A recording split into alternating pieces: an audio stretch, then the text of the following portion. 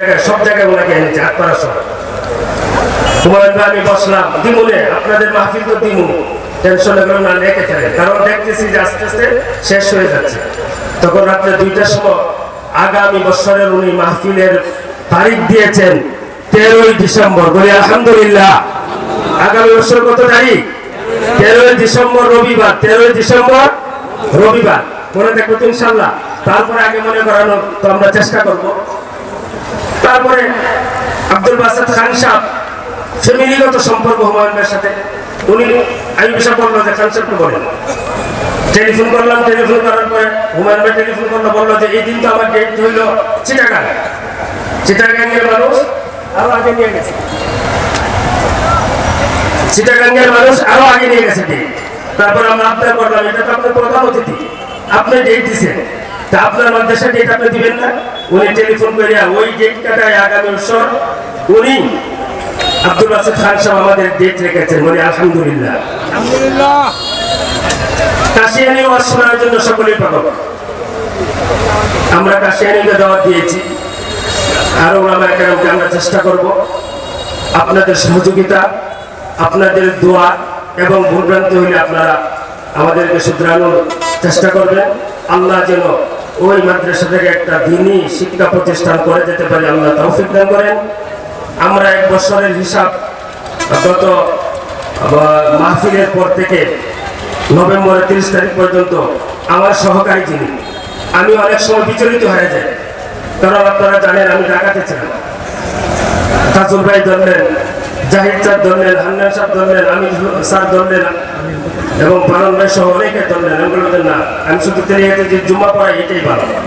তখন হুমায়ুন ভাই বলল যে আপনাদের কারণে এই দাড়ি রেখেছি, যদি মাদ্রাসা না করে দাড়ি কেটে যাবে।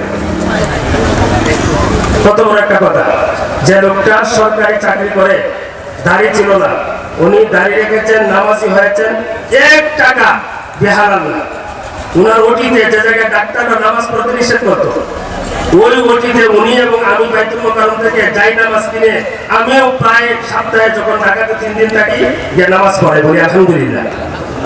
তখন মাদ্রাসায় যখন উনি অনেক সব বিচলিত হয়ে আমাকে সাহস দেন, উনি আমাদের বিগত 1 বছরের রিপোর্ট পেশ করবেন, কথা বলবেন। তারপরে তো এইবার আর হাবিবুল্লাহ আরমানি সাহেবের সাথে আমরা রাহবর দিয়েছি, আটপাড়া একজন লোক দিয়ে দিয়েছি, আবুল বাসার সুমন, উনি নিয়ে আসতেছেন। ওনারা আটপাড়া থেকে গেছিলেন, এখন আসতেছেন নেত্রকোনা হয়ে। তো এই বিবাহের বয়ান শেষ করার আগে গিয়ে আরমানি সাহেব চলে আসবেন, এরপর ইমরান কাসিমি এবং আল্লামা সালিহ সাইফুল আইয়ুবী সাহেব চলে আসবেন। এখন আপনাদের সামনে মাদ্রাসার রিপোর্ট পেশ করবেন মোহাম্মদ হুমায়ুন। মোহাম্মদ হুমায়ুন, সহকারী পরিচালক, মারকাজুল মিসবাহ ওয়া তারবিয়া।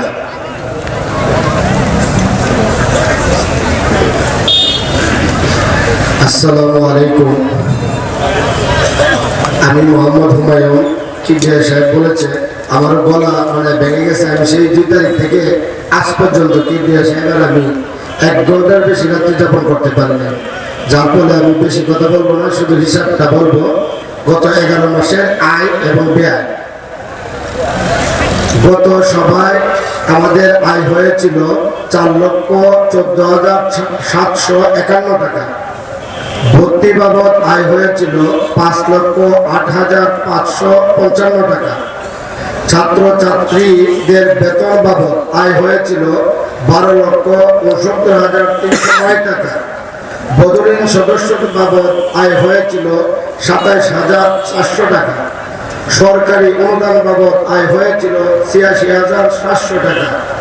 সাধারণ দান বাবদ আয় হয়েছিল 41,745 টাকা। বড় হুজুর আমার বন্ধুবর এবং আমার ভাই মুফতি গোলাম কিবরিয়া সাহেব লন্ডন সফরে গিয়েছিল কিছুদিন আগে। ওইখান থেকে দান বাবদ উনি টাকা এনেছেন 1,69,800 টাকা। এই দানটা এসেছে লন্ডন থেকে। দান বক্স থেকে আমাদের আয় হয়েছে 4,040 টাকা। পরীক্ষা বাবদ আয় হয়েছে 1,75,250 টাকা। মোট আয় 26,97,550 টাকা। এবার 11 মাসের ব্যয়। বিদ্যুৎ মালামাল ক্রয় করা হয়েছে 49,310 টাকা। উস্তাদগণের বেতন বাবদ 11,53,465 টাকা। বিদ্যুৎ বিল 94,608 টাকা। ঋণ আদায় বাবদ 2,95,240 টাকা। গত সভায় ব্যয় হয়েছিল 2,72,645 টাকা। মাদ্রাসায় সিসি ক্যামেরা লাগানো বাবদ 50,000 টাকা।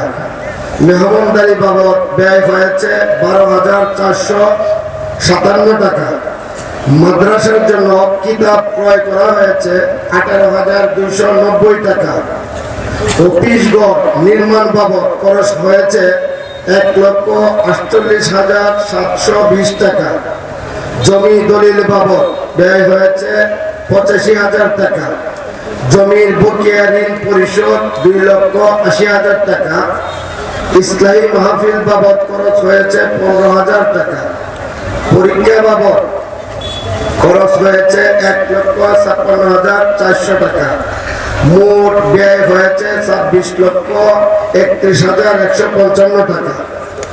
মোট আয় 26,97,550 টাকা। মোট ব্যয় 26,31,155 টাকা। খরচ বাদে আয় হয়েছে 66,395 টাকা। বিগত বছরে ঋণ ছিল 6,79,419 টাকা। বর্তমানে আয় ছিল 66,395 টাকা। বর্তমান ঋণ 6,13,024 টাকা। ঘোরাবা বাবদ আয় 1,46,255 টাকা। ঘোরাবা বাবদ ব্যয় 96,890 টাকা। ঘোরাবা বাবদে আয় রয়েছে 49,365 টাকা। এই হইল আমাদের বিগত 11 মাসের মাদ্রাসার হিসাব। এছাড়াও আমাদের মাদ্রাসায় প্রতি মাসে এবং প্রতিদিনের খরচ প্রতি মাসেরটাই আলাদা আলাদাভাবে আমাদের মাদ্রাসায় হিসাব রাখা হয়। কি কি বাবদ হয়েছে, কি কি কারণে হয়েছে, এটা আমাদের ভলিউম বই আছে, এখানে আছে। আর সব থেকে বড় যে বিষয়টা, আমি আসলে আলেম না, আমি একজন জেনারেল শিক্ষিত মানুষ। আমি ঢাকাতে সরকারি চাকরি করতাম। মুফতি গোলাম কিবরিয়ার মাধ্যমে আমার পরিচয় আমার নানা হুজুর আব্দুল কুদ্দুস সাহেব, এর সাথে আমার পরিচয় হওয়ার পর থেকে মুফতি গোলাম কিবরিয়া আমাকে ঢাকায় অনেক উলামায়ে কেরামের কাছে নিয়ে গেছে, যার ফলশ্রুতিতে আজ আমি মাদ্রাসা এবং বিভিন্ন সংগঠনের সাথে ইসলামিক কাজের সাথে জড়িত হতে পেরেছি। এই জন্য মুফতি গোলাম কিবরিয়ার প্রতি আমি শ্রদ্ধা জ্ঞাপন করছি। ওনার হাত ধরে আমি আজ দিনের আলো দেখতে পাচ্ছি। সারা বাংলাদেশে এশিয়ার অনেক বড় বড় উলামায়ে কেরামের জুতা টানার সুযোগ হয়েছে আমার। আমি সকলের দোয়া চাইবো, আমি যেন উলামায়ে কেরামের জুতা টেনে টেনে মৃত্যুবরণ করতে পারি। আর সব থেকে যে বড় কথাটা, আজকে যে হাজার হাজার মানুষ এখানে উপস্থিত হয়েছে, যে মাদ্রাসাটা আপনাদের দুর্গাশ্রম চৌরাস্তায় অবস্থিত, যে প্রতিষ্ঠানটা আমাকে মুফতি সাহেব এবং কাজুল ভাই সাহেব অনেকে এখানে নিয়ে আসছিল যে মাদ্রাসা করি, কিন্তু আমরা দীর্ঘদিনের পরিকল্পনা ছিল যে আমি রিটায়ার করলে যদি বেঁচে থাকি নতুন কোনো একটা মাদ্রাসা করবো, ওইখানে থাকবো। যাই হোক, ভাগ্যক্রমে আল্লাহ তাআলা চেয়েছেন, আপনাদের এলাকায় আসছি, আপনাদের স্বতঃস্ফূর্ত সাড়া পেয়েছি। এই এলাকার মানুষ নিবেদিত প্রাণী মাদ্রাসার জন্য ওনারা অনেক সহযোগিতা করেন, যার ফলে এই মাদ্রাসা, এই ছাত্র, এই শিক্ষক, এই আজকের মাহফিল, তাদের প্রতি আমি কৃতজ্ঞতা জ্ঞাপন করছি। আর সামনে আশা করব আজকে যেভাবে আপনারা এইভাবে উপস্থিত হয়েছে, আমাদের পাশে সারা জীবন এইভাবেই থাকবেন। আমার খুব স্বপ্ন, খুব বড় স্বপ্ন, আমি আলেম না, কিন্তু আলেমের খেদমতগার হতে চাই। আমি দিন প্রতিষ্ঠার জন্য মাদ্রাসা তৈরি করতে চাই। এই জন্য আমাদের মাদ্রাসার জায়গা অনেক কম, ছাত্রছাত্রীর জায়গা দেওয়া যাচ্ছে না। আমাদের জায়গার প্রয়োজন, অর্থের প্রয়োজন। আপনাদের সকলের দোয়া এবং ভালোবাসা পেলে ইনশাআল্লাহ আমরা করতে পারবো। আর কাজ করতে যে অনেক সময় অনেক কথার ভুল ত্রুটি হয়, আমাদের বচনমূলক সমস্যা হয়, অনেকের সাথে হয়তো বা যোগাযোগ করতে পারে না, এটা আমাদের ব্যর্থতা। ব্যর্থতার ভিতরেও তো সফলতা আছে। আমাদের এই মুফতি গোলাম কিবরিয়া সাহেব এবং আমাদের কোনো ব্যর্থতা যদি থেকে থাকে আমাদেরকে ক্ষমা দৃষ্টিতে দেখবেন, আর সামনে যেন মাদ্রাসা আরো উন্নয়ন করতে পারি আপনারা আমাদেরকে সহযোগিতা করবেন। এই বলে আমি আমার বক্তব্য শেষ করলাম। আসসালামু আলাইকুম।